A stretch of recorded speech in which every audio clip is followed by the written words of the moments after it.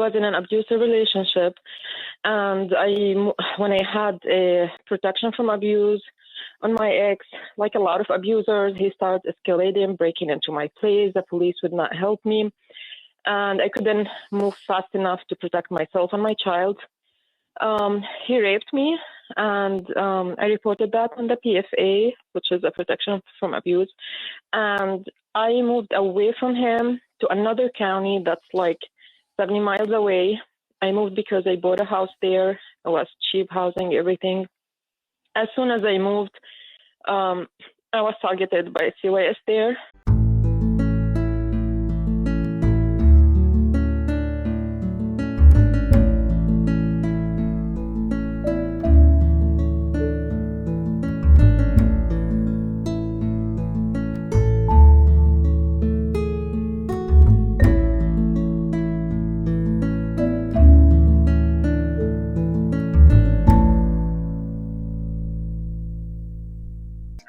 Vincent, along with my co-host this evening, Mr. Michael Lasalento, or Attorney Michael Lasalento, and this is The Secret, How to Fight CPS and Win. All right, let's take our call right now. Let's talk to Susan in Pennsylvania. Susan, did you have a story to tell or a question to ask? Hello? I'm here. Yes, do you hear me? Loud and clear, Susan. Did you have a story or a question? Oh, okay. Well, it's a story, actually. That's not my real name because I do have an open case with CYS. I'm in Pennsylvania. And I don't know where to start. So in 2019, I was in an abusive relationship. And when I had a protection from abuse on my ex, like a lot of abusers, he started escalating, breaking into my place. The police would not help me. And I couldn't move fast enough to protect myself and my child.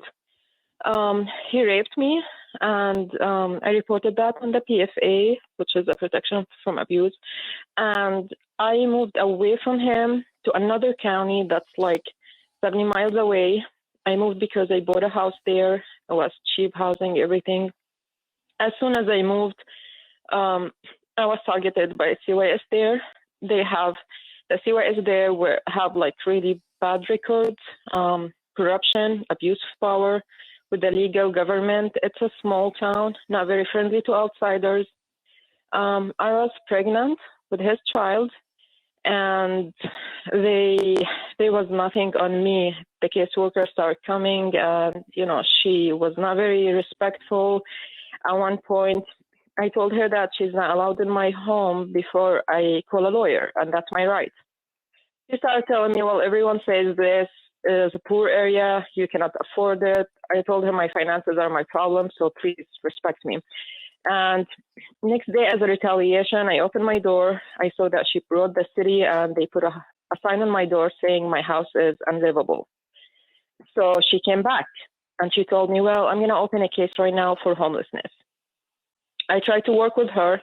I tried to work with the city. I went and rented a room with a lady in the same neighborhood, and that case was approved. And I tried to work whatever they said. I did. She wouldn't close the case. She made it a condition that I have to get my house back. And I told her that I'm not homeless. I'm living in a place that was approved, so there's nothing in the law that says a mother has to have her own place, So anyway, as soon as I gave birth to my baby, I moved out of the county, and I informed her. And instead of moving the case with me, because it was not, I still had the legal custody and the children were not removed, then they kind of, and it's hard to say this, they ambushed me. They told me if I come back, then they will help me get my house back. As soon as I came back, a few days after, they called the police and they removed my children. Now, there was no imminent danger. There was nothing even in the court document. It says that the reason of removal is, the house. So it's purely financial reasons. The judge returned my kids and the adjudication hearing 10 days after. And at this time, I was not aware. I did not know. I never been in this situation. I did not know I moved like less than 24 hours. They put an Amber Alert on me. They accused me of kidnapping my kids. They took me to jail. They took my kids. They gave my son to foster because his dad is deceased, and my family are out of state. They gave my baby to the father, despite the PFA, the police record, everything, and they gave him full custody. Their judge, the same CYS judge, took the legal proceedings despite the conflict of interest. I told him that, I had a job offer. I have everything, all evidence, the email, everything. He refused to listen to me. He denied me speedy trial. He denied me even my child going with family.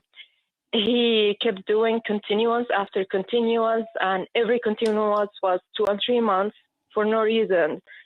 And there's a law here saying if a child stays in foster care for 15 months, then he should go for adoption. So when I hit 14 months and I was in jail, I told him, you know what? I'm ready to take wherever you give me. I just want to go out and get my child, And I pleaded guilty to the concealment of children. It was a felony. I had clean criminal record. I'm educated, everything right now. I have felonies on me. And even when I was in jail, I was abused and attacked by some guards. It's a very small town. They called me horrible racial slurs. It was horrible. So that was the only option for me. And right now, I'm trying to sue them after I get my child back. I'm going to family court to get my baby back. They did not let me see my child until after 7 months of the removal. And when I saw him, it was on video, he showed abuse. He had cuts and bruises on his face. He was skin and bones. He had twitches like a drug addict. They tried non-FDA approved medications on him, and he kept telling me that he gets medication, and they kept denying it until, I pressured them, because this is my parental rights. And, eventually I came to find out that, there's a medication that they give him. It's not FDA approved. And I raised this issue with my lawyer, and he took it up with them. So they stopped that.